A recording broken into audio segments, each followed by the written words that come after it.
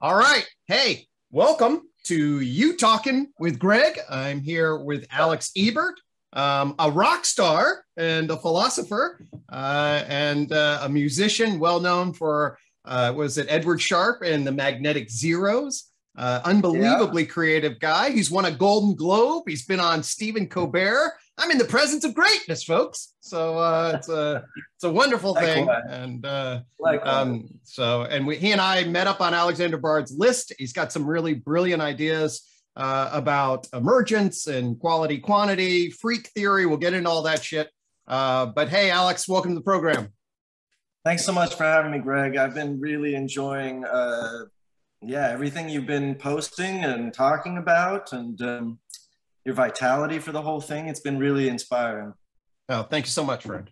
Yeah. So, and your willingness, I should say, to be creative also, by the way. The picture behind you. Not everybody makes a garden the centerpiece of their philosophical, endeavor. But I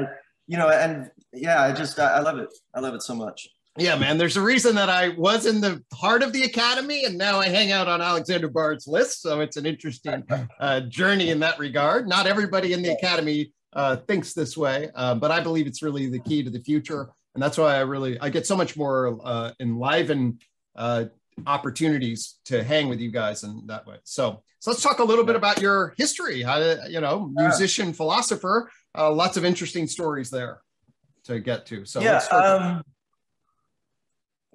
By the way, okay, you see that blue stuff right there? Oh yeah, I do. Okay. I just want to let your audience know that I didn't just eat a blue whale. I took this stuff called methylene blue, which has stained my teeth, but I think it's kind of cool, so I left it. Anyway, right. Okay. All right. So in 2002. Okay, let me give you a little backstory as a psychologist or what do you call yourself? Psychiatrist? Psychologist? No, I'm definitely a psychologist. So into the science of psychology, but I'm a clinical psychologist. So I do the practice. I noticed that was your dad a psychotherapist or something on that line? Yes. Yeah? Oh, yeah. He was a psychodrama. Okay. Psychotherapist back in the sort of 70s, Esalen inspired. And he had his office above my family room, above the den. He built an office and he had it like completely saturated with foam so that no sound could get out, because the whole premise of his work was basically screaming. Right. And he had these batakas, these swords he would have his clients hit him with. And he'd say, "I'm your father. What do you want to tell me?" And I'd hear like from right. And I'd be like 5 years old, like, what the fuck does my dad do for a living? What is this? And I would hear him come down after work, open the door, slam it, and he'd come into the living room just like fucking pissed. He'd just be, okay, there. He'd be so upset. And I read a story later, I think by Flannery O'Connor, called The Sin Eater. I don't know if it's Flannery O'Connor, it might be someone else. And it's about this. Well, I was only like 13, but the way I remember it is someone who's always listening to someone else's problems. Right. And they eventually eat so much of it that they're just sort of full of that fucking energy. Yeah. And so anyway, that's sort of what I lived with growing up most of the time. Gotcha. With that sort of energy. I learned how the power of expression, but I also got this sort of like, ancillary non-benefit of anger. So anyway, when I'm like 15, I hate school. I say school is bullshit. I won't study anything. And I hear my dad tell my mom that I'm not a scholar. I'm not a thinker. He was a straight A student and all this stuff. And he's like, we should send him away to work with his hands. He should go to I don't know, some sort of like carpentry school. Like an apprenticeship, very European sort of mindset at age 15. I took such umbrage with this. I was so deeply offended because in my mind, I had a whole sort of scientific rigor to why I didn't give a shit about school. I was confident that it was a waste of my time, but I had reason. And I was so offended that since that day, I basically started being like, fuck this, I'm going to show my dad that I'm a genius. You know what I mean? So I got some stories like that in my own background, Fred. That's fascinating. Yeah. So ever since then, I started being basically an autodidact. I never really felt like I learned from school, but I started reading and I started inventing shit. And, you know, I became a musician and a painter and stuff. So everything was sort of creative and some sonic and visual and conglomerate of sort of, you know, creative activities. But one of the things that I really liked messing around with was math, essentially, but not any kind of math that anyone would recognize as math, but rather sort of, I would think about things and paint them down and make images of them and whatnot. And one of the things that I really sort of landed on was this math called magnetic zeros.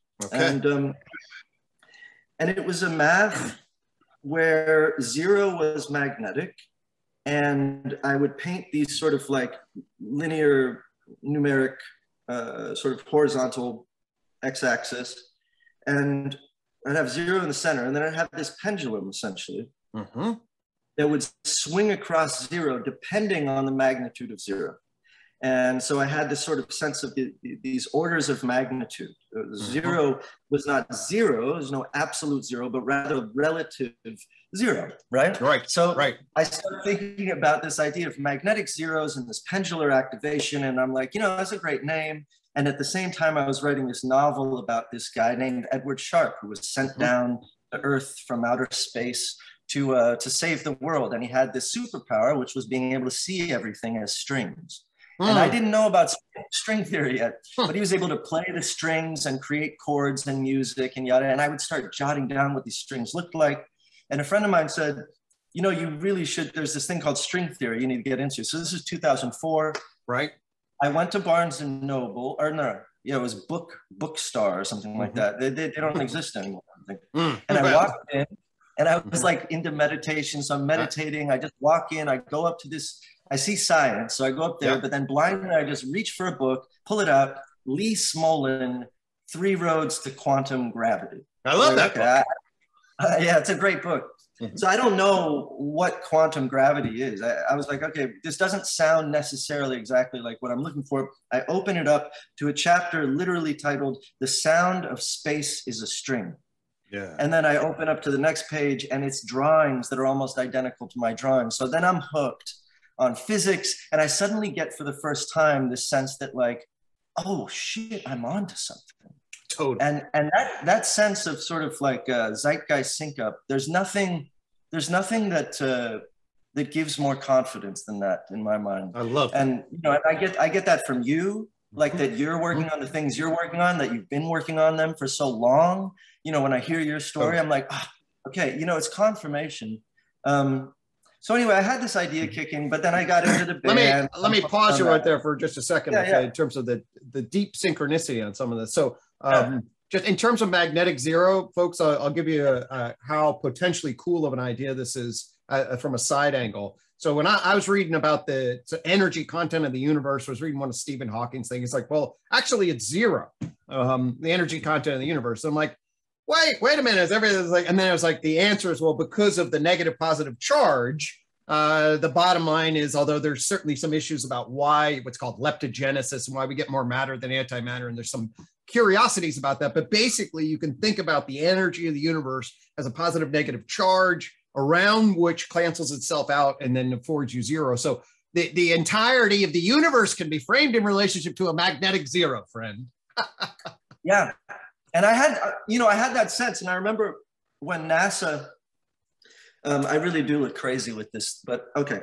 But I remember I was in a punk rock, a post-punk band for like most of my favorite video of me is jumping off the stage, diving into a dumpster, bringing out all the trash, and then handing out the trash to the crowd as Santa Claus. So this is me then.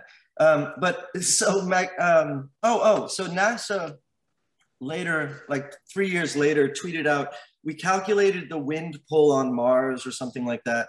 And it was something to do with gravity. It was something gravitational wind pull. I didn't understand it.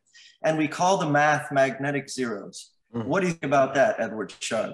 And I was like, okay, so finally my equation has some, function. And even though it wasn't the function I envisioned, and I was happy enough with that. You gotta be happy with not get a NASA tweet. Yeah.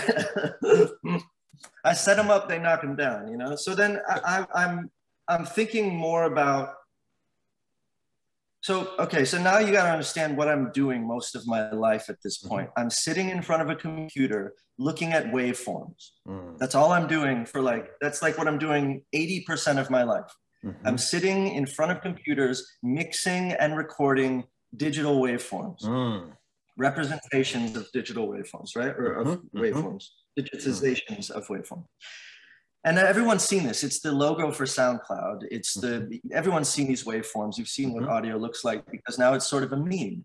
Now, what started happening around the time of my first band, I'm a Robot, is that these Loudness Wars started beginning. And the Loudness Wars were started off in 1999 by Rick Rubin.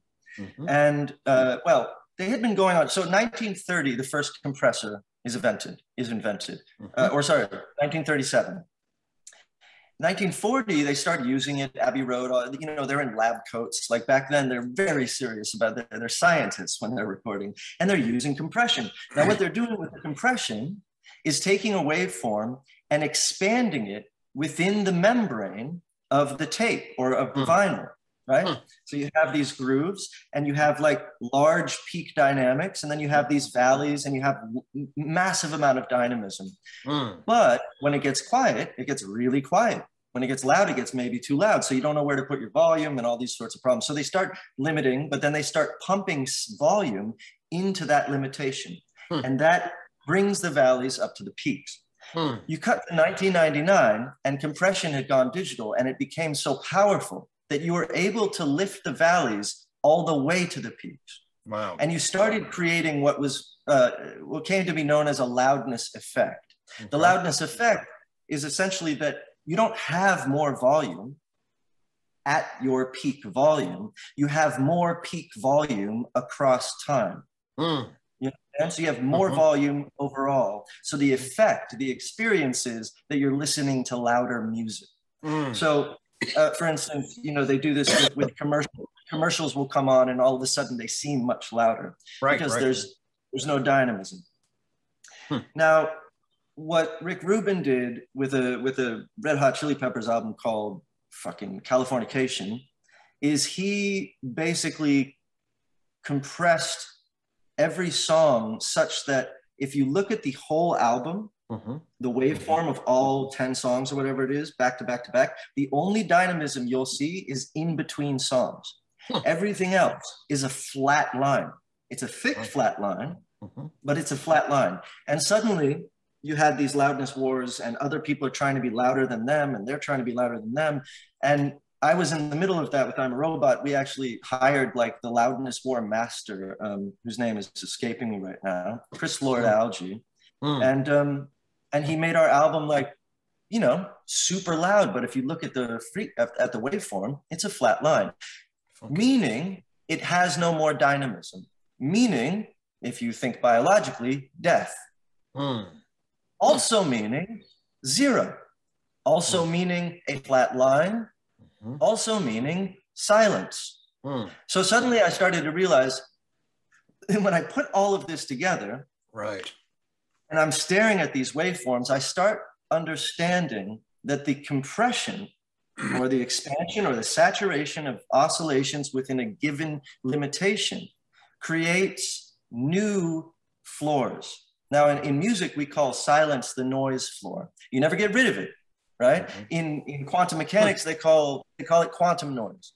Literally everything is making a sound. Black holes hum at B flat. Atoms make a D note.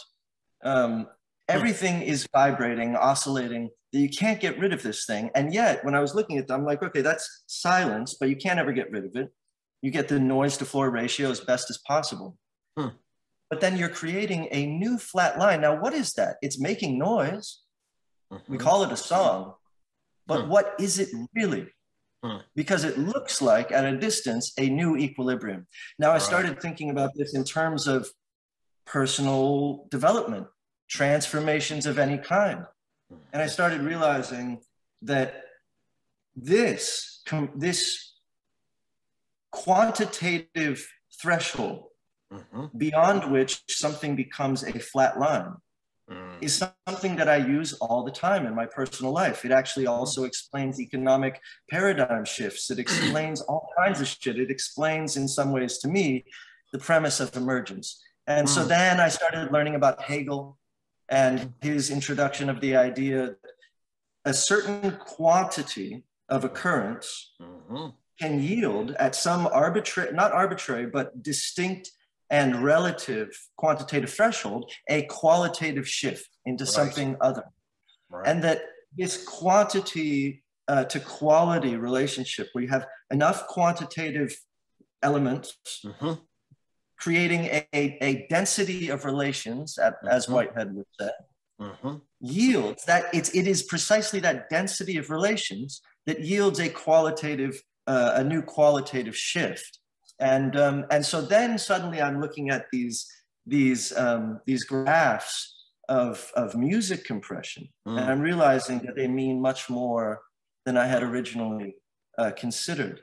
And that instead of viewing, of course, in music, I want dynamism. So at first I came at this whole thing like, that compression is bad. It's bad. We should avoid that, and we should create some sort of metastable oscillation of dynamism. Now, of course, that's what everybody, that's like, oh, the tribe over here, the idyllic yada yada, was able to create sort of a metastable dynamism that never ended up collapsing into some sort of emergence, and then another one where they ended up, or not emergence, but paradigm shift, or however you phase shift. Kind of a yin-yang dialectic. Yeah, so that they have this sort of metastable oscillation. So at first I'm coming at this like, these compressions are bad. But I had to, after studying these things, and I guess I'll end here, after studying these things enough, I had to admit that the formation of new equilibriums is also the language of transcendence, and that it's the language of my own personal development, and that creating new zeros, and these zeros would have different orders of magnitude, because you create a zero here and it's your new equilibrium around which new oscillations can happen. And then those oscillations have a density of relation. And then you have another zero. And then you create new dynamisms on top of that. And so this was the pattern of development. And so finally I had to just sort of see this I had to admit the truth of this across vectors, let's say, and understand that there's a certain natural principle to the quantitative-qualitative relationship that is really powerful, and that I can't deny. Yeah, so I'll leave it there. Beautiful. Hey, man, yeah. So this is to me, I've been bouncing around the emergence literature for a long time. UTOK, and especially the Tree of Knowledge and Periodic Table of Behavior, bring a particular angle on framing emergence. But your stuff on framing emergence and the graphs that you bring, and the way in which you capture the qualitative, quantitative distinction through those graphs, fucking rock as far as I was concerned, and I've been using that and seeing that pattern in many, many different domains. So let me so for people listening, they know that, hey, the basic metaphysics of the Tree of Knowledge is that we have these different dimensions that are operating at different frequencies in energy, matter, life, mind, culture. Okay.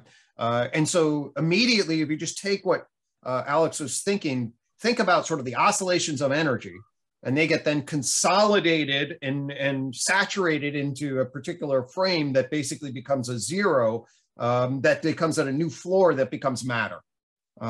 And then you can do that same thing from matter to life, and you can do the same thing from life to mind and mind to culture in a particular kind of way that I certainly hadn't seen before.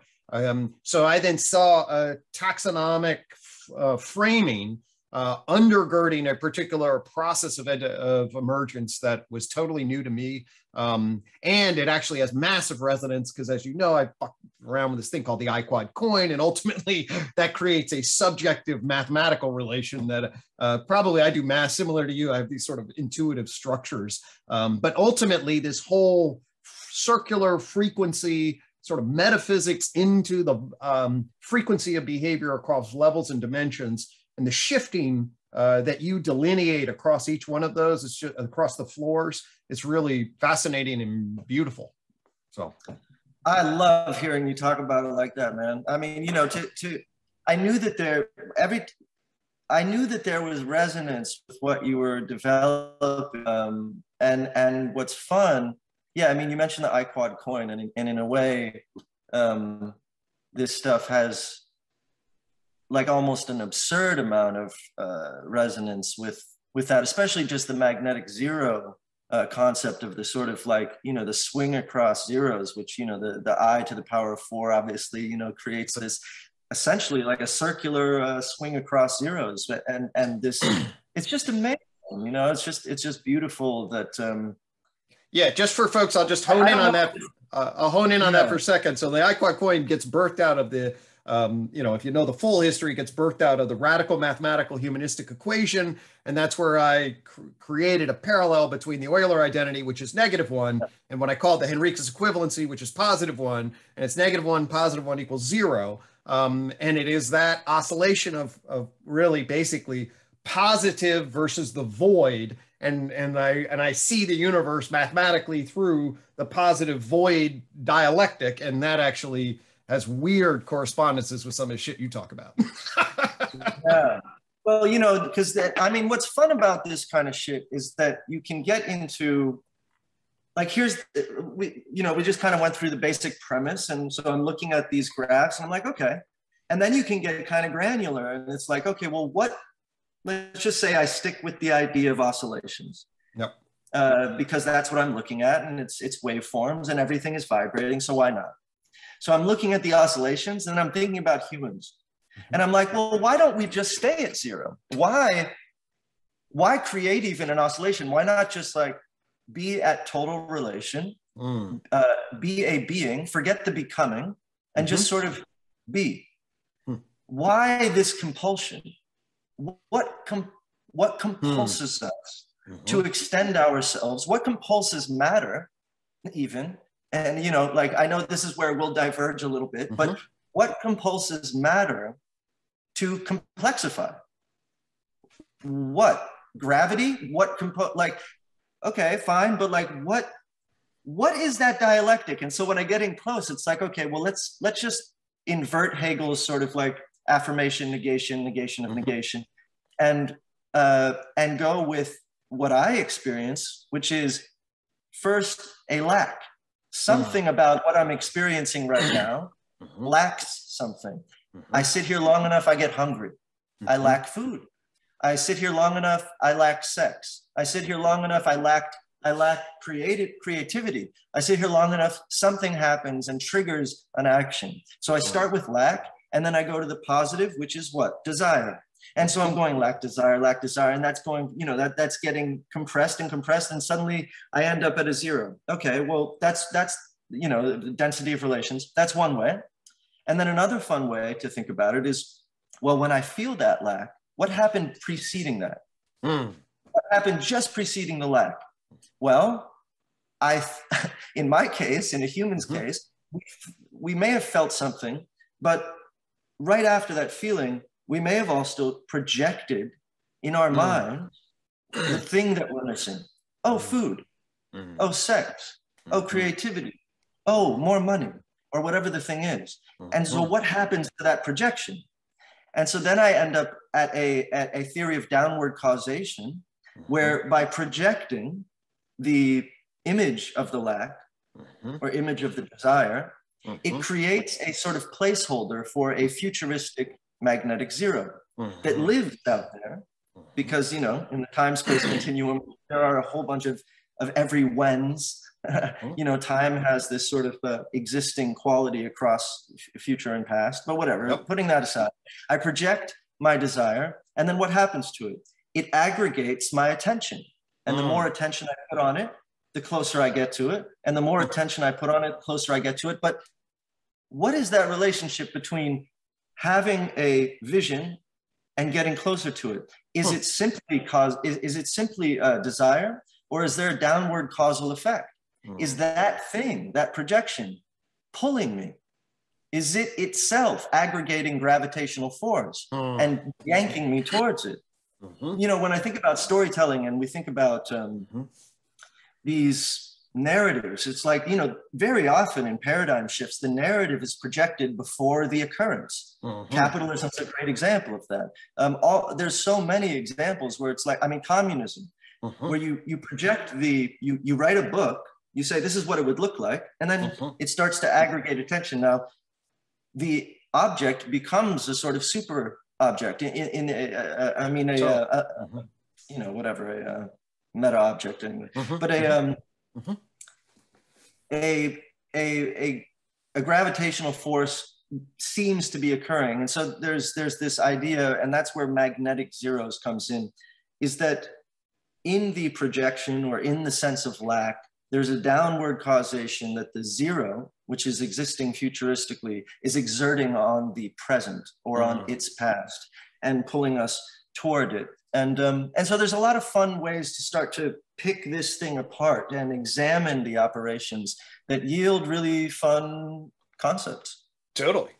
Are you familiar with Terence Deacon's Incomplete Nature by any chance? I'm familiar with Terence Deacon's, but I don't know that book. Okay. It's actually here. It's a great book. Whatever. It doesn't fucking matter. It's not this one. And I should say, familiar with him by name. I don't know. But anyway, Incomplete Nature. Here it is. I knew it was right here. I'll just throw it for people. Okay. So this book starts with the idea. It's a 2010 book. He's an interesting theorist. He gets some controversy around him, but whatever. High-level theorist. It's about basically how matter generates life and mind. Okay. And the book opens with it's incomplete, whereby he had introduced the concept of abstentia. And abstentia is the absence that is entered into, at least at the level of living forms. We can dialogue when this would emerge, how in relationship to our early, but the entire thing of what you just said essentially is what is absolutely aligned and completely central to what he argues is the driving force and how we get essentially downward causation and why the early, certainly any reduction. Yeah, no, it's the abstentia is the driving force. So abstentia is basically related to, or the equivalency of what I was describing as the lack? Totally. And not almost like identical. And it creates what he calls intentionality, EN, because he's trying to get out of it. The intentionality would be the desire in some relation, that then pulls gravitationally. So you get that. The other thing I'll say in relationship to this is we can circle back to it. But in terms of my own experience, we talked about this crazy fucking garden behind me, right? Okay. So it's like, I'm a goddamn academic. I train, my dad's a professor, blah, blah, blah. I live in the whole world. And then, of course, I build the tree of knowledge, weirdly name it the tree of knowledge, it grows and all this other stuff. But really, I get called. And in 2016, I get fucking called. And I'm just doing this. And people are like, what are you doing? You know, who the hell turns your theory into a goddamn cartoon garden like that? Right? Okay. So, but here's the deal. Then I learn about metamodernism. Okay. And the artistic sensibility of metamodernism, sincere irony. All right. I found that sincere, as soon as I saw those terms, I was like, oh my God, that's exactly the sensibility that I'm driving at here. It's fucking cartoonish. It's weird in particular ways. There's a lot of irony. It's, it's a paradise garden, tree of knowledge. And I'm a pure scientist. I mean, it's all of this weird stuff. And it's super sincere at the same fucking time. I mean, it's like math and science and blah, blah, blah. So how the fuck am I pulled, into some sort of cultural zeitgeist that I don't know anything about and am called to express some art that is captured by two damn words that consolidate what it was that I was trying to do without me knowing that I was trying to do it that way. It's a miracle to me. So sort of like zeitgeist gravitational structure that I get pulled into is very much, at least at a sort of almost a spiritual level, this kind of feeling. So I'm still trying to make sense out of this crap, but man, there's something there. Very, very interesting. It's part of our experience. It's part of the experience of almost, you know, I mean, for me, it's the experience of every time I've had well, let me just put it this way. It's my most vital experience. Whenever I sync up with someone about something that came to me seemingly separately, you know, there's this feeling of imminent connectivity, or of just imminence, that you know, especially in a society that is, you know, entirely based on sort of atomized siloism and all of that. Like, I remember growing up in the Valley. I love that. Actually, let's double click on that just for a second. Atomized siloism. Yeah, sure. That's brilliant, because that is you know, no, that's in fact, I want to inspire a revolution in the way the academy is organized. We need to have a second enlightenment, or whatever the fuck we end up calling it, but a fundamental change in the way we organize our knowledge. And part of what I'm up against, the reason I had to double click for a second, part of what I feel like I'm up against is an institutionalized, atomized siloism. That's what basically, that's the way we structured our specialized knowledge systems. And somehow we have to invert that thing. We got to create density and then flip that fucking thing.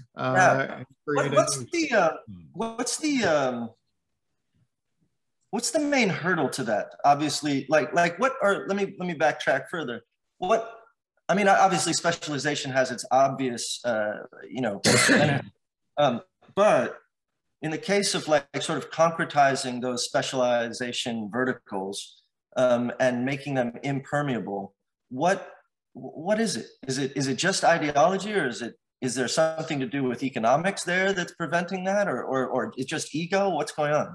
Well, all in the context of a genuine absence of coherence and understanding. So, basically the failure of Hegel, and maybe we need to return to Hegel in the right way, but essentially you put it this way: Hegel is seeing, hey, there's a way to organize absolute knowledge, absolute spirit. There is a way to structure our knowledge so that we have actually a degree of coherence, a degree of sense making. We can evolve from the old, you know, mythic systems into a genuine spiritual knowledge structure.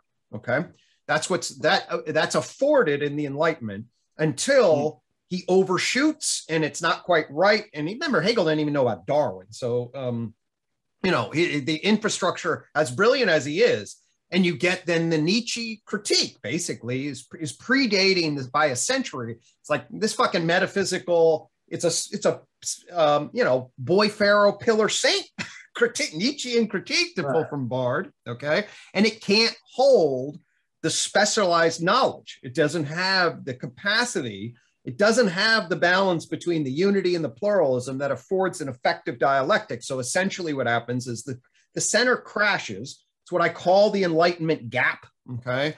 And then you break up synthetic philosophy completely. And then you double down on the epistemological specialty portaling, which is basically, hey, I'm going to now have a specialty. I'm going to drive into something. In fact, the entire field of psychology is built on the epistemological specialty of research knowledge, of particular knowledge of a topic, and the commitment. They tried to solve the problems, my whole passion, and they committed to the idea you never could. Okay, so now they teach you can't have a unified framework. Any kid that comes and tells you, hey, this is all disorganized, the first thing you pat them on the head and say, oh, of course, yes, we want unity. But that's an old Hegelian or whatever term used. That's an old naive idea that what you actually do is you run out and you apply the scientific method, extract knowledge. And then what the big picture worldview is that organizes all the pieces of this is unbelievably weak and unbelievably vague, and there is no messaging. So you're just in complete imbalance then of economic structures to gain specialized knowledge down particular epistemological tunnels. And that's what, and then you have that enormous expertise. And then everybody's like, oh, it'd be great if we could be organized. So you'd never be able to do it. There's too much specialized knowledge you ever organize, our blah, blah, blah. And so blah, blah, it just produces then a self-fulfilling prophecy that's now is at a saturated point. And there's so much cost associated with no understanding, and they've overlooked so many possibilities to achieve an integrated center around this pluralistic investigation. That's what the meta-modern sensibility is. Actually, there is a fucking center here. The fact that we can come together and be like, hey, no, we're seeing shit, different languages, different histories, but we're honed in on some goddamn reality through our particular epistemological portals. We should sync that up and help people understand that fucking thing. But the academy right now would have to go through a radical transformation in every aspect of its structure if it was actually then. And the reason is because that becomes the epicenter of entry into the academy. So you would walk into the academy. That's what the whole point is. You walk in, little flower back there's a metaphysical empirical. Yes, actually, there's philosophy and there's science. There's the humanities. Here's a basic architecture of sense making. The system, I mean, I hope if we invert it, the potential for it's great, but the resistance, the vacuum, the structure of it is defined against it at almost every fucking level. You know, and the only mitigating unity is the market, and so you end up having these verticals of the plurality fighting over allocations of funds, and so then it almost sort of becomes a real concretization of the partitioning. Yeah, it's totally. That's what I experienced. That I dropped my theory in there individually. I was like, Jesus, that's a really cool theory. But it doesn't then say, oh, here's where you do all the empirical research. It says actually back up, get consolidated knowledge through this lensing and realize that we're just building empirical sandcastles. But that would mean you'd undermine the entire reward grant institutional infrastructure, which is to produce new empirical data. So the entire system, that's why it's like, it's top heavy on this economic incentivized. And the infrastructure's already, you know, sort of like took a left turn. And so now the system's just moving in a totally different direction, both on incentive and underlying ideological structure. So that's why you sort of got to come from the outside and be like, oh, fuck, we need an entire reboot. So then economic incentive would have to be, do you think it would have to be part of the solution, or can you handle this strictly ideologically within the institution? I'm much better in the world of theory.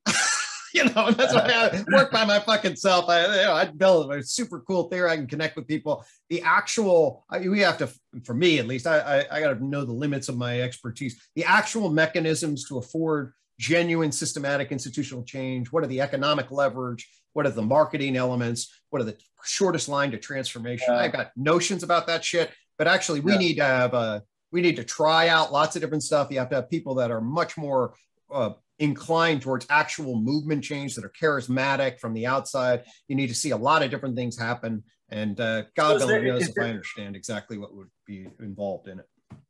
Is there no sort of official integrative vertical in academia in the field? Like there's no, like you couldn't just form an integrative and posture it as just, oh, it's just another pluralistic vertical, but actually it's the sort of integration of multiple ones? Well, if I believe that there's some potential, if the system has got to turn around and say, hey, this is what we have to believe in, and then you're going to get a lot of immediate resistance. You can obviously do that for small little things, but the system will just continue on its titanic path.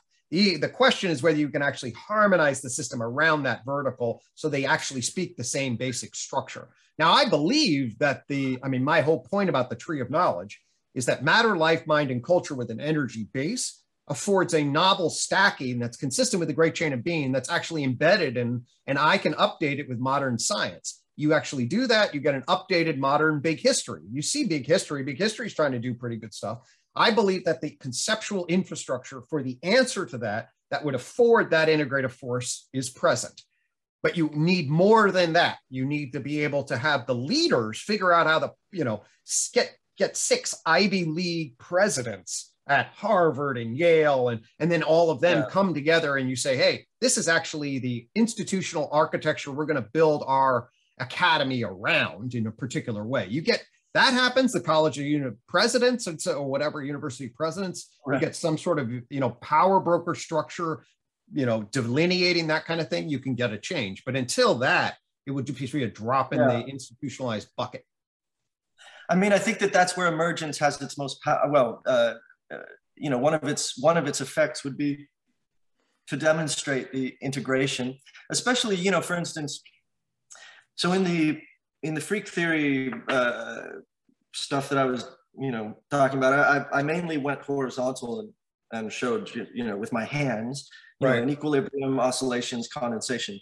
But then you have to scoot the frame over here, and you see this new equilibrium that's fatter, new oscillations, up, new equilibrium, scoot that over. It keeps going. And when you zoom out, you can see, for instance, culture, mind, matter, life, mind, etc. You can actually see that.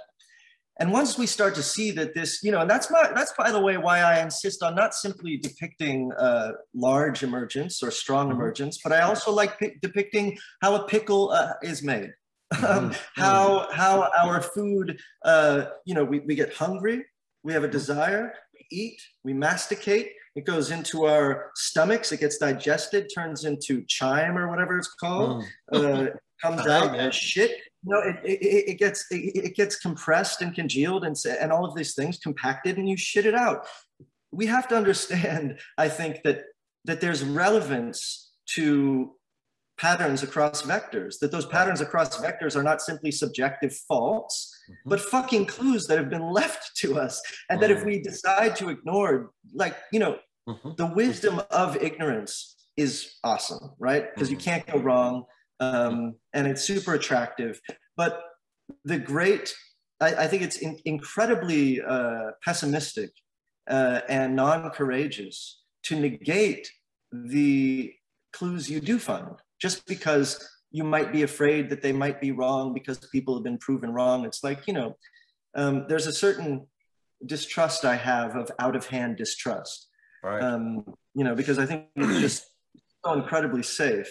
So anyway, my point being that that if we're able to show, for instance, the actual relation between these verticals in the plurality of academia, for instance, and we can actually graph them, or we can really demonstrate them, then we automatically sort of re-permeate the membranes of these verticals so that they have to integrate. Otherwise, they're sort of, willfully being ignorant. And I think there's real hope for that. Let me actually, I don't know that we really formally introduced freak theory, though. I think we talked a lot about the components. Certainly, so I think we've introduced a lot of the components, but I want to make sure this is really one of the highlights of that. So let's just say, freak theory, FREQ with a Q capital, is the way I've seen you describe that. So why don't we kind of just summarize, we've already summarized its parts, but why don't we just consolidate so we know when we use that term, people are having a frame of reference. Sure. So I'd like to, let's see. I'll describe it in two ways. The first way is I would primarily like people to think of it as a mental model, very simply, as a mental model for the quantitative-qualitative relationship. That is to say, when things reach a certain quantitative threshold, let's say a cucumber reaches a threshold of enough vinegar saturation that it becomes a pickle. Okay, so anything where quantity has a relationship to quality. You try and learn to ride a bike, you try, suddenly you know how to ride a bike, and as they say, you never forget how to ride a bike. You now are a bike rider. This relationship between, for instance, the conglomeration of particles, or from single cellular life to multicellular life, these represent sort of these interesting phase shifts where a certain addition of something creates something different. Or, like, to quote Philip Anderson's seminal 1970 paper, which essentially outlines emergence in the physical sense, more is different. And I should also say that in the reverse, less is different, but I would call that re-emergence. So you just take the graph, you flip it around, and it's essentially a re-emergence because it's revealing equilibriums that had subsisted beneath it all along. Gotcha. So that's basically freak theory. It's just a mental model in the simple sense. I should say that's the freak model. I'll differentiate. The freak model, I'm winging it here, but the freak model would be this very simple way to mentally model the relationship between quantity and quality. And very importantly, I guess the last thing is, when you see these graphs, if you happen to go look, for whoever's going to check them out, you'll notice that the new condensation, the new 0 point, the new equilibrium, subsists, meaning it continues through as the 0 point for the next oscillations. And I depict that, so I sort of show that equilibrium disappearing into the next compression. But you have to always remember that each consolidation remains subsisting within the next consolidation, so that you have this stacking effect. And yeah, so that's in some ways the way I'd like people to think about it in the most basic sense. And then what I'd love is for my dream, in a way, is for people to have that model in their minds and then explore for themselves their own freak theory. What does this mean in your own life? Now, I have my own freak theory based on this stuff that I'm still developing. It's constantly evolving as I continue to meditate on these things. But as I mentioned, one of them is called magnetic zeros. And magnetic zeros is a function of downward causation, meaning something that is stacked on top has a causal effect on something that preceded it or that is beneath it, you know, in the stack of emergences or developments. In this case, the downward causation is temporal, meaning it's going to affect us in the time we are in now from the future. This is caused by a mental projection of our lack and desire. So, you know, I gave the example of food, whatever it is. I also believe in the magnetic zero model that matter itself, you know, I don't have to worry about substrate independence for consciousness. I don't have to worry about all those things, because I believe that all substance is already proto-conscious. It already has the essentials that in the right combination and complexity yield at a certain quantitative threshold beyond which yield consciousness, mind, etc. So anyway, that's something else to note, but that doesn't mean someone else has to feel that way. And you know, you can use the model to come up with your own pluralism. Would you describe that as panpsychism? Did you saw yourself as a panpsychist, or did you have do you put yourself in that category? Or I think that pan-proto-psychism is a relatively accurate way to describe it. The idea that each, you know, whether from a virtual particle to an atom, it doesn't really matter, has these proto-conscious, it itself is imbibed in the substrate. It is substrate. So anyway, so that's sort of the idea. And, you know, I should say, by the way, that maligned designations throughout history only re-empower themselves once they're claimed, you know, once they're reclaimed. And so I probably will go ahead and end up claiming pan-proto-psychism, though it's maligned. The only way to really make that position is to embrace it head on, because I think that other like inventing a third designation to describe pan-proto-psychism sort of reeks of politics. I think it's just sort of stronger to go ahead and embrace it. So anyway, so yes, I'll claim pan-proto-psychism, which is long and clumsy. So I guess I still need to invent another third term. Anyhow, so yeah, so you have these magnetic zeros that are exerting a downward causal effect and drawing us, pulling us to them. Very importantly, also, just to recap, these magnetic zeros, these zeros, if they're not magnetic for you, have each in their stack a differential that I quantify by exponentials. And I guess this is relatively helpful for anyone who wants to mess around with this model. So each time you see these new equilibriums being formed, you can attribute that zero, that new zero. And by the way, non-dynamism, I define as zero differential, because there is no zero, there is no actual zero. So what zero actually is a collapse of dynamism, as in, you know, entropy equilibrium, which would be a saturation as opposed to a compression, but where you have zero differential between the oscillations. So anyway, each zero would be differentiated from the other by way of exponentiation. And the way that and this is something I'm still developing. That is not something I'm still developing. So there's this sort of rhizomatic, each zero contains a zero preceding it. So for instance, and this is the part I'm still developing. If you, let's say you define a system as beginning its oscillations X number away from total consolidation or some finalized consolidation, some finalized entropic equilibrium, whatever it is. Okay. You would assign the first zero, the first equilibrium, let's say 0 to the 256th power or something. And as and this is something you can only do retroactively, by the way, but as its zeros increase, the countdown begins. So 255th, 0 to the, et cetera, et cetera. Now, mathematically, 0 to any power equals 0. So we're safe, but we have a quantification method by which we can differentiate each new equilibrium. At 0 to the 0th, that, you know, fabled, let's say, the best example I have is a Planck star.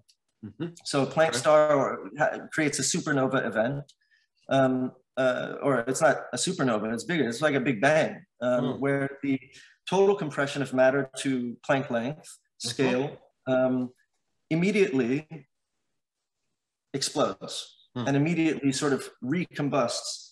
And there's a rarefaction of vectors out across, you know, space-time or whatever. So that's a very an example.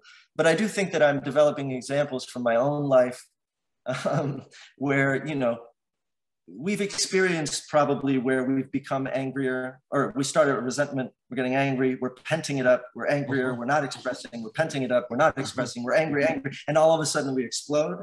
Well, that would be similar in that— I can vouch for that as a clinician. Yeah.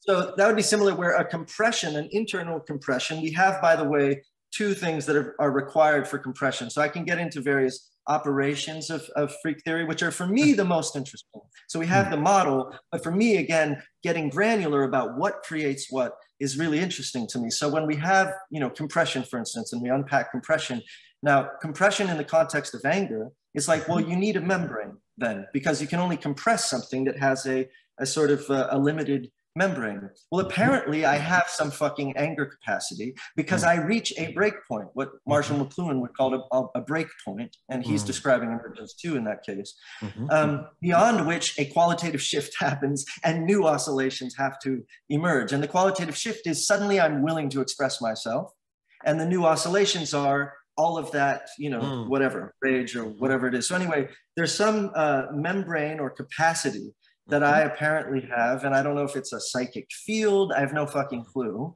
but we reach breakpoints in our lives beyond which sometimes, you know, there's an explosion. So anyhow, the 0 to the 0th power would represent an event, as opposed to an emergence, it would represent an event, and the event would itself be an explosive rarefaction of everything that it had compressed. Okay. So you could almost think of it as a either a distortion or, you know, I've yet to come up with a name that you know, that is unique, that really describes it. But yeah.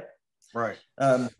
Anyway, okay. That's more or less where I'm at in my freak theory development. There's other things, but, you know, I'll stop there because whatever. Yeah. Well, I mean, so this is like all of our theories, you know, it's a work in progress. You're playing around with various elements. You know, you're in the process of really seeing, wait a minute, what's an event? What's a discrete event? How do I understand this? What's a collapse? What's compression? So, you know, and the futility, the fertility of it all is showing you can keep the base model and then have it grow in a wide variety of different dimensions. Okay. Yeah. You know, I should say one more thing. So back to physics. And, you know, this is not my full-blown forte. Again, I think of physics, you know, I make it an art form of one of many, but I think you'll find this stuff interesting because I know you dabble as well. One of the things about freak theory, my freak theory, that as opposed to the freak model, that I that I'm most interested in is that if we take these compressions and the condensation of relations, and we add a x-axis of time, and we dot time to be constant for us. Yep. So we make ourselves the observer. Okay. What happens to the time relative to the condensations of oscillations? Suddenly, with compression, and same for a Planck star, you know, the Planck star, it compresses and it explodes in its own time. But from our point of view, this shit takes forever. So it's essentially negating time vis-a-vis total relation, vis-a-vis a density of relations, as Whitehead would say. Therefore, density of relations is a hypertemporal state. And so when we start to talk about how does entanglement work? Well, I think the best clue is the word entanglement, that vis-a-vis a total relation, a state of total relation, or a state of density of relations, so that consolidated state of oscillations or differentials, time, from our point of view, speeds up to, you know, whatever, the speed of light, or I mean, sorry, slows down to almost a standstill, speeds up to the speed of light for it, and slows down for us to a sort of a standstill. And I find that interesting because, well, there's in our, you know, are you familiar with Immortality projects? What's his fucking name? Denial of Death, Ernest Becker? Sure. Okay. So, you know, he calls all sort of human paradigms immortality machines, I believe. Yes, we seek immortality by putting ourselves in culture, in cultural artifacts we will live on in relationship to those. Sure, exactly. Compensating for our felt sense of mortality, absence, death, and what it would mean for psyche. And I think that, you know, fame has been our primary portal to the immortal, right? This is how, you know, Achilles wanted to achieve immortality. This is the Grecian way of sort of, and it's their word, you know, and the whole portal to the immortal is fame. Achilles wants to do great on the battlefield so that he's famous enough that the muses will sing a threnos about him, a dirge about him. That's the fame. The fame isn't what he does on the battlefield. The fame is the dirge that's sung about him because of what he did on the battlefield. That's how he gets his fame, right? And today, we don't need muses to sing about us. We sing about ourselves every time we tweet. The world has been completely mediated. So what does that mean? It offers us all portals to the immortal. And I think subconsciously, that's actually what's, you know, compelling us, compulsing us in this sort of age of media. But I want to talk about the most compressed and about informationally compressed in freak theory, in my view, item in the news sphere is the meme, right? So the meme is, and this is where I like getting freak theory into informational compression. It has so many, so yeah, I'm just talking about one aspect here, but the meme for me, you know, you have ideation, you compress that ideation into language, and you compress it into a meme or whatever. And all this information from the original inspiration, the moment, is sort of lost in an informational entropy sort of sense. And when it's compressed into these forms. Now, the reason we compress them is to transmit them, right? We compress it to language so we can communicate. We compress it into when we press send, the internet literally compresses our bits so that it can move it. Then the meme itself, in its interpretation, is compressed mentally by translation to, again, move it into the subject. And so we have this extreme hyperobject medium of the meme that is, by definition, a compression of information in every way. And what's interesting about the meme, to me, is that, talk about projections, the meme that, and whether we're talking about a flag or a mascot or a, you know, whatever it is, that we can project ourselves, our sense of identity into these things, and thereby transmute and transfer our soul or our sense of being into something immortal. We have here with the meme sort of the ultimate immortality machine. And, you know, and again, I think we've talked about this last time, but just the fact that you give it a name, Utah, the fact that I gave it a name, Freq theory. Well, obviously we're trying to do something here, right? We're trying to maybe, we've created a sort of membrane. We're compressing our ideas so that we can give them to people, right? And then those people are going to take them and compress them and give them to other people, we hope. Now, what's interesting about this is that the more they compress it, the more nuance the item loses. However, as you and I have talked about, we hope that that compression is lossless as opposed to loss.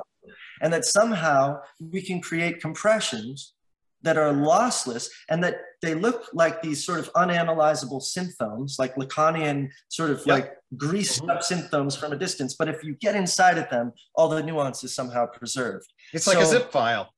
It's like a zip file. And so in Freq theory, that would be sort of, we have the idea, we compress it, we've created a new equilibrium, we put a new, more ideas, we compress it, and then we get to our sort of like, you know, ideal state of compression. We try and pass it on, hoping that a rarefaction can happen where the accordion comes out and you end up seeing all of, you can go through it and get into the nuance. And anyway, so yeah, you can also view this stuff, visualize this stuff that way. Yeah, so this is what the coin, like the architecture of coin is exactly what you just described in many ways. So like when you do this, on the one side, the human identity function, you rotate that, then you activate.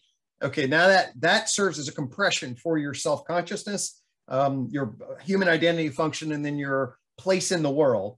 And then you flip the coin, and the me flower, it's an M-E-M-E flower portal, meme portal, because exactly what you said in relationship. Right. Oh, wow, good, there you go, exactly. Yeah, so you said it actually is a tunnel of meme that takes you through the fifth joint point and compresses itself in that regard. It's exactly what it's designed.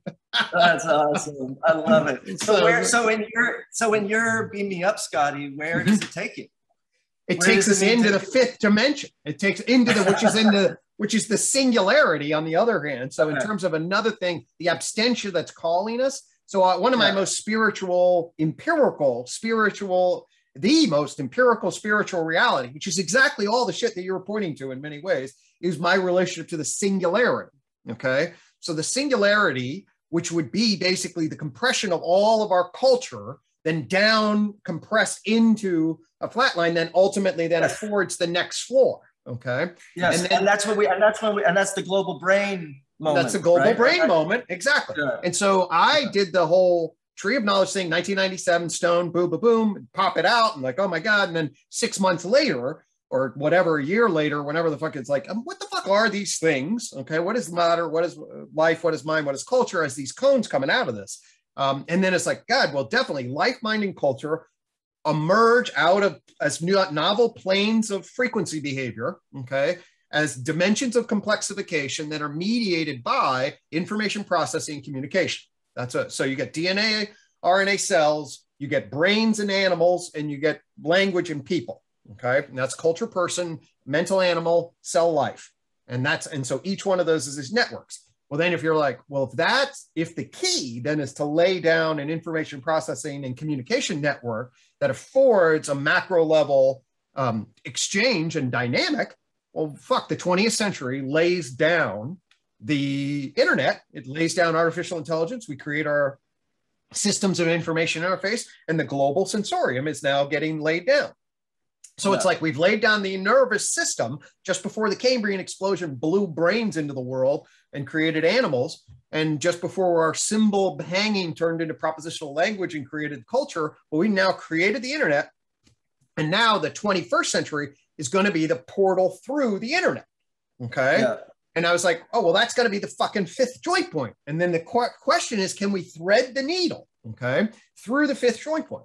Well, then to get to your point about like these macro magnetic zeros, I then learn about the whole singularity world.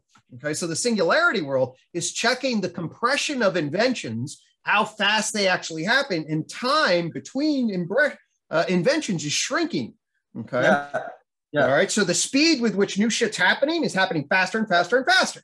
Okay. Exactly. So time is going to 0 per each intervention. And as the limit function goes down to 0, a mathematical singularity is 0 over 1. That as the limit function goes to 0. Okay. Yeah. So that's the, and then what you get is you get the actual. And then you have 1. You have literally the number 1. You have the, well, that's it. And then the self one portal meme through the cultural structure is the fucking, is my version, my thread on the vacuum and your thread on frequency. And we're all getting tied together. And then I learned, so the thing that's super fucking weird is that when people started doing calculations on the singularity, I did this with Daniel Frege and Owen Cox when we did the techno-social singularity. I took them through this. This is the big history people started looking at this singularity thing. And this Russian guy who's watching Ray Kurzweil in the West, he gathers all this Eastern data. So he grabs this whole different data set of the frequency of new shit that's happening, okay? Different data set. And then he's like, oh, I can compare these two radically different data sets on the frequency of change. And I can now correct for Ray Kurzweil's error. The actual curvature is an hyper-exponential, not just an exponential, it's a hyper-exponential. What that means is when he adds the hyper-exponential, Ray Kurzweil estimated like 2045. The Russian analysis with both data sets and the hyper-exponential brings the two lines at a crossing to go to 1 over 0, or the new 1, or the singularity, to be between 2027 on one line and 2029 on the other. Meaning that between 2028, there is an emerging vertical singularity that's basically lining up this fucking portal right at fucking 8 fucking years from now, 7 fucking years from now. It's like, and we're just like, and I look at my life and it's like, my life is getting pulled into some meta-modern 5th dimensional vortex. That's what, that is what and when I say my soul is called to that hasn't happened yet. that's in the future. And yet we can empirically draw the line. So to me, as a skeptical, generally built as a skeptic, I see that empirical data and it's like, I feel that, I see that, there's goddamn lines that data, you got to be like, all right, man, there's something seriously going on here. There's some magnetic zero in the cosmos that's pulling us towards something. Yeah, exactly.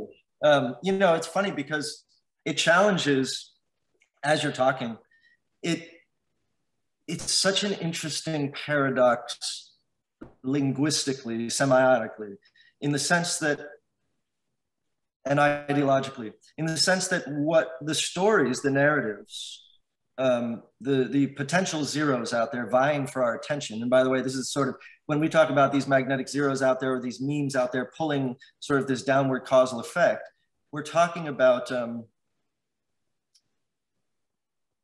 we're talking about attentionalism. We're talking about sort of this competition of attention. Which one of these salient items is going to be the salient item? Yes. And culturally, that narrative, it's the dialectic between the dystopian and utopian. And of course, lately, all of our media paints anything like this as dystopian. There's never, in fact, today, most bad guys are depicted as philanthropists or somehow, even what's his name in the last Avengers movie, the ultimate bad guy who has the stones and shit. Right. He's trying to help the Earth by killing half the population so that the nature. Thanatos, right? I think it was Thanos. Thanos, right? Thanos is an environmentalist. So Thanos is this fucking environmentalist who wants to save the Earth because it's overpopulated, or very Malthusian, but still he's got his ideas. And Samuel L. Jackson in this movie about where he's trying to do the same thing through cell phones. He's this terrible guy in 007, this fake 007 has to go after him. Anyway, so you have all these bad guys that are utopian, but it's the good guys who like avenge them and say at the end in some gruff voice, no, we're crazy here on Earth, but it's a good crazy.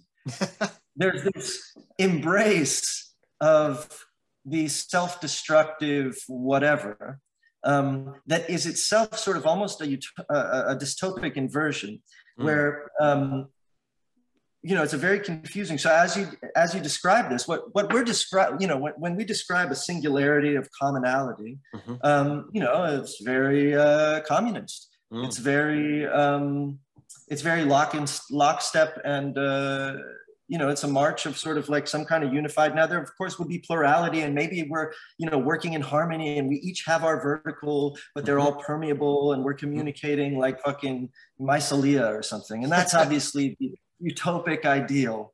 But still, turn me into a mushroom. Right, but you can hear the states' rights people, and you can see Will Smith realizing that that's actually an evil plot, and that what makes us great is actually our total resistance to conformity and individualism. So it's really this standoff between sort of individualistic solipsistic atomism, which is on the rise even in spirituality. The ideas of personal sovereignty and personal manifestation. I create my own reality, all this sort of siloing. And then you have this idea of communalism, and so when we describe these ideas, a single meme unifying us and turning us into a global brain, it's like you expect Hitler to be on the other side, like don't.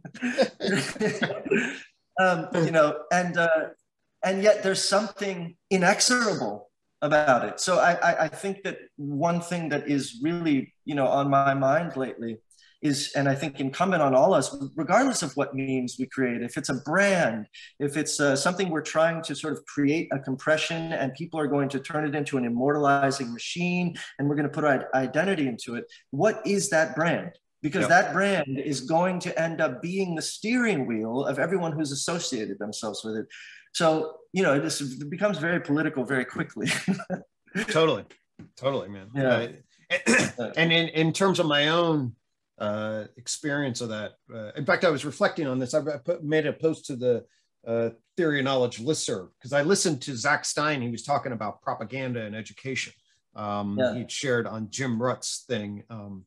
And he was giving me nuances between propaganda and education that I hadn't heard, and raising the alarm of just how much information warfare is engendering these days, and how much danger there is into being a puppet of propaganda. And I've always been anti-authoritarian in my heart. I skip school, smoke pot, fuck you. Nobody knows, you guys think you know what the fuck's going on. You're not, I'm going to find out for myself. That's always been a structure of my own. And then I built this unified thing, it's a fucking unified theory. And yet I just want it to be ideas, sort of like, okay, here's just I'll sit in my room and work on this by myself and just broadcast just at the level of idea. Don't do anything with it. Don't try to get a market share. Don't buy anything with it. Don't advertise it in any particular ways. Just sort of, so it's this really, I just watch my own self of wanting, of course, both the fame, immortality, the power of attention, all that shit. And the other hand is like, and it's this weird psychological, I think it's built as a clinician in a particular way. So it's a really massive aversion. As much as I hate being controlled, I hate controlling. I hate the idea of controlling people. So I just watch that in myself. This is a very, the individual communal tensions and dialectics, and then enter that with this particular kind of integrated pluralistic system, and then try to navigate what it means about my ego, what it means about other people, what kinds of, okay, well, fuck it. I'll just be by myself, be a little shaman on the hill. I don't need, and then it's like, well, wait a minute, but this is a thing. It's a really fascinating dynamic. I think that, I think it's helpful to, and I argued this before with Zach, and I appreciate his take on it. I'm probably a little more skeptical of the situation we're in and the totalization of propaganda.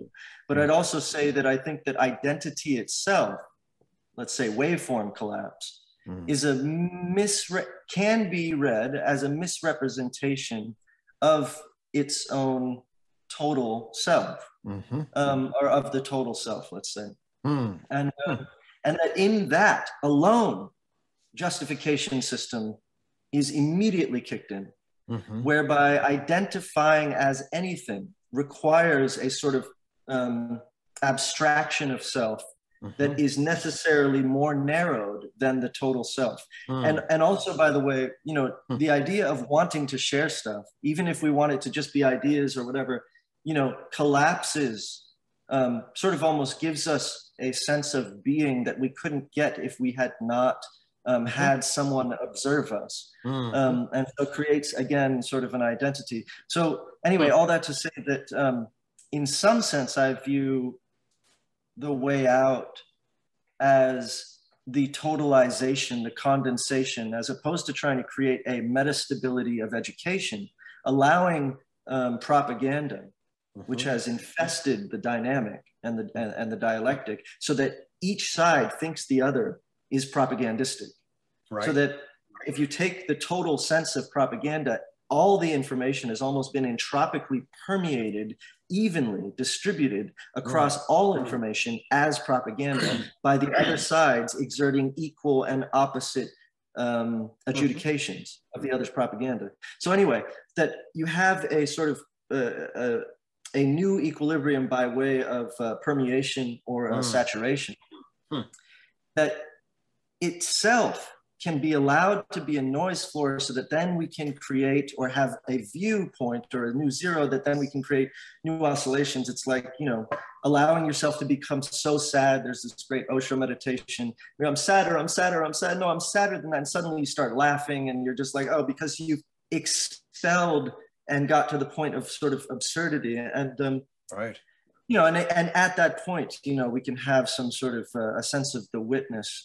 But anyway, all that to say that I think the issue of trust, of being the same person today as you are tomorrow, or a truth being the same today as it is tomorrow, is an issue of sort of, you know, necessary redundancy or preservation of something over time as that thing.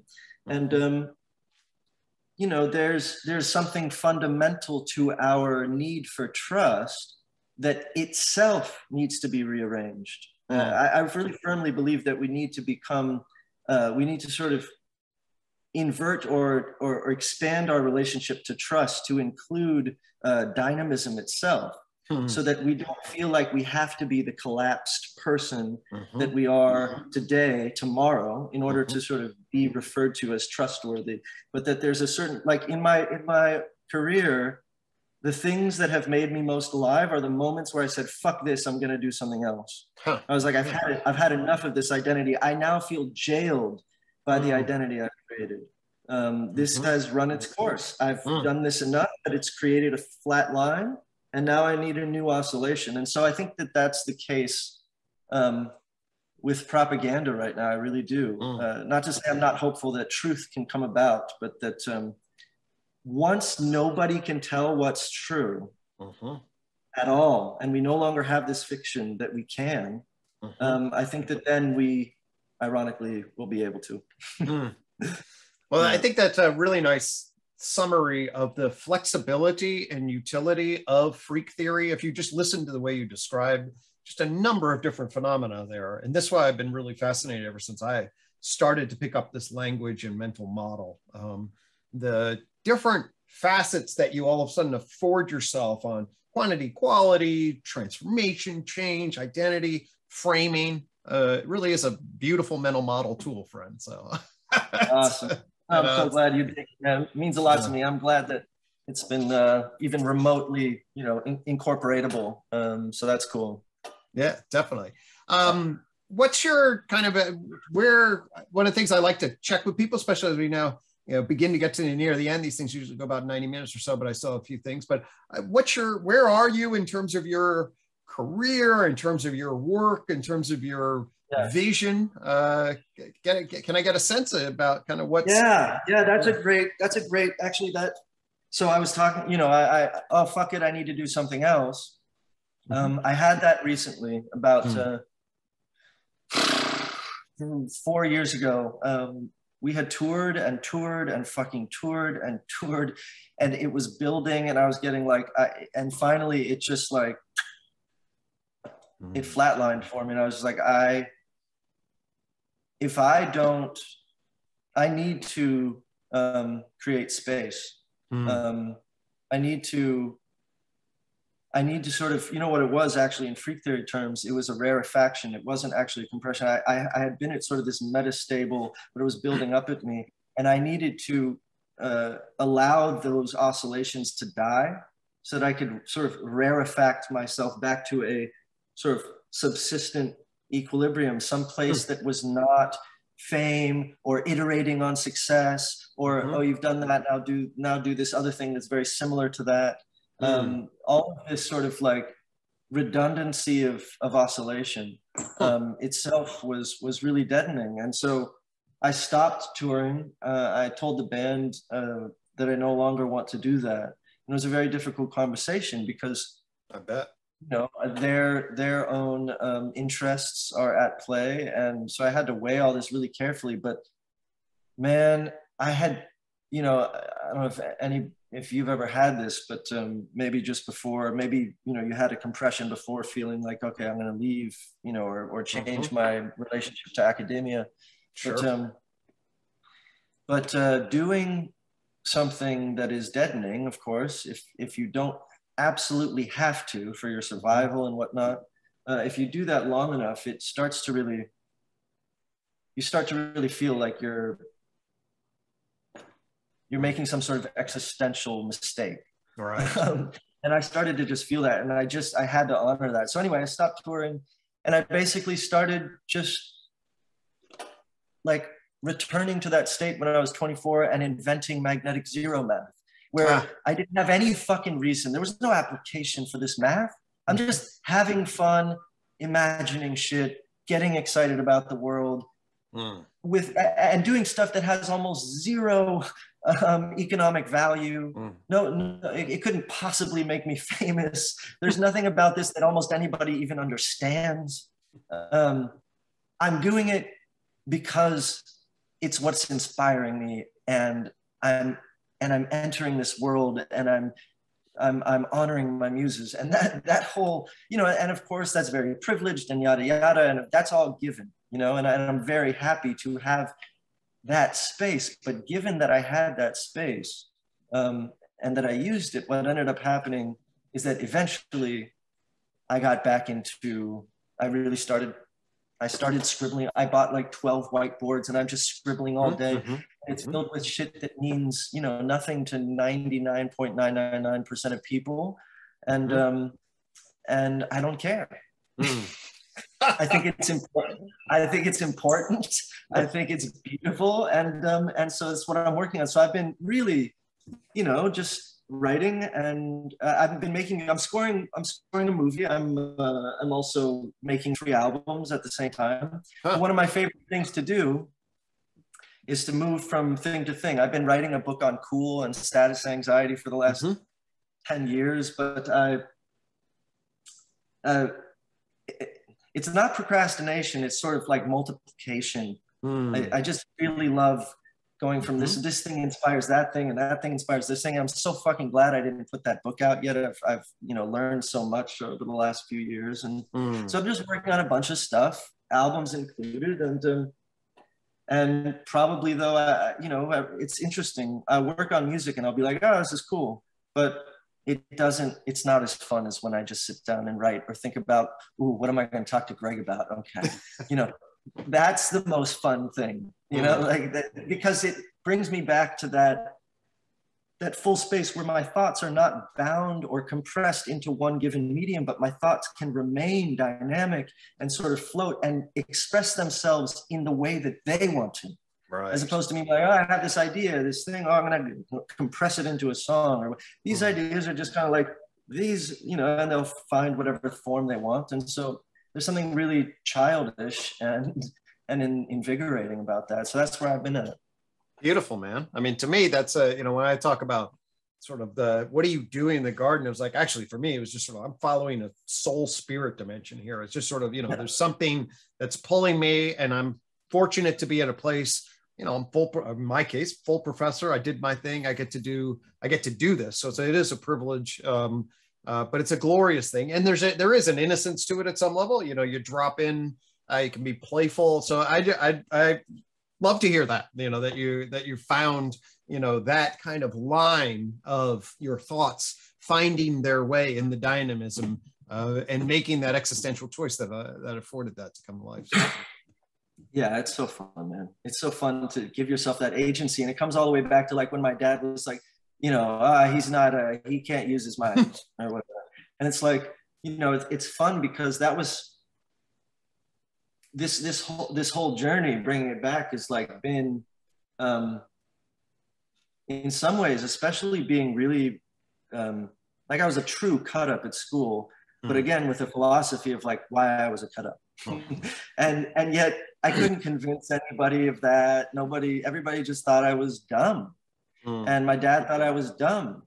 And allowing myself to think about, you know, whatever random abstract thing seriously, right? Without, you know, and having transmuted their voices and their jeers into cheers, because that's what those jeers did, right? They were like, I had this break point where I was like, fuck them, you know what I mean? Or like, fuck it, you know? And I always look back at that. I remember when I sang my, and by the way, this is all to say, to encourage who's ever watching, if you're watching, like, I want to do this thing, but I'll look like an idiot, you know, because I was going to say the first time I heard myself sing, I had been a rapper, right? I was rapping. That's what I did. And I heard myself sing, and because I sang, I spent all day singing a song for the first time, and I recorded it at my friend's house, and they gave me the song, and I drove home. And I popped it in, and I listened, and I started crying because it was so bad, so bad. It was the worst singing I think that I had ever heard. I couldn't believe what a terrible singer I was, that I started crying, and I was like, oh my God, I can't sing. And I always think back to that moment and wonder how the fuck I kept singing. I have no idea. I don't remember where my turnaround was. I don't remember how I picked up pieces. But the fact that I kept singing after that, like, total crisis, or the fact that, you know, my first review in Rolling Stone with I'm a Robot, it was the first time I've been reviewed in Rolling Stone. I was really excited. I opened it up. The first line is, "Welcome to the newest, most annoying voice in rock and roll." No. It's like, how did I keep going? You know, and I guess what's fun is the more that happens, the more that those chances you take and you get burned, the stronger your skin becomes, the tougher your umbrella, and the larger your shade to fucking figure out, you know, whatever the fuck you want to do. I give much less fucks today than I ever did because of all that. And one of those things is like, you know, being able to, you know, I mean, I have a nomenclatural deficit with people like you. I'm, you know, it's wrought with inferiority complex, with what do you call that? When imposter syndrome, right? But still, I guess what I'm doing now, in a nutshell, is I'm throwing the football as far as I can, and I'm sprinting to try and catch up with it. That's what I'm doing. You're going to hit it at a magnetic zero in the touchdown. Yeah. All right. Man, I love that. That's beautiful, you know, and I think that, I mean, you know, as a clinician, you know, I see our lives as having these, you know, these desires and these lacks and these egoic conflicts and these relational dynamics. And, you know, we all get bumped around at various junctures, right? But to be able to find a place to be at, you know, quasi-meta stable, but also really able to be comfortable and creative with both who you are and the world around you in a particular kind of way. And be able to take joy in that and be free in that and also just be honest with it all is a beautiful thing. And that's what I hear coming from you, man. So it is, man. And it's also the most fun, you know, to be at that, like, teetering, like, to me, that's my shit. You know, I used to, people are like, how do you do your thing on stage? I've had various things, I've meditated, but one of my favorite things and easiest is to get stoned right before going on stage. Why? because it makes me more anxious. Actually, it's a good example of FreQ theory. I get stoned, I get super self-conscious, super socially anxious. And that helped because I'd get so fucking anxious that I had to let it go. Because there was no fucking way I could walk on stage with the amount of anxiety I was feeling. So I got to a frenzy, the oscillations, because I had to let it go. So when I wouldn't, you know, because you can go on stage sort of kind of socially anxious, but you're fine otherwise, and you get away with it, shitty show, because you haven't given it all away. You haven't completely let yourself go because you didn't have to. And so that was, you know, an example of a FreQ theory sort of, you know, stage fright deal. But weed to social anxiety to the buzz to the floor. Yeah, exactly. Yeah. Anyhow, yeah. It's the most alive state for me, so it's an all right thing. Yeah. Amen. Yeah, man. Cool, man. Well, I really appreciate the tour. Is there anything else that you wanted to mention while we were here as we begin to wrap up?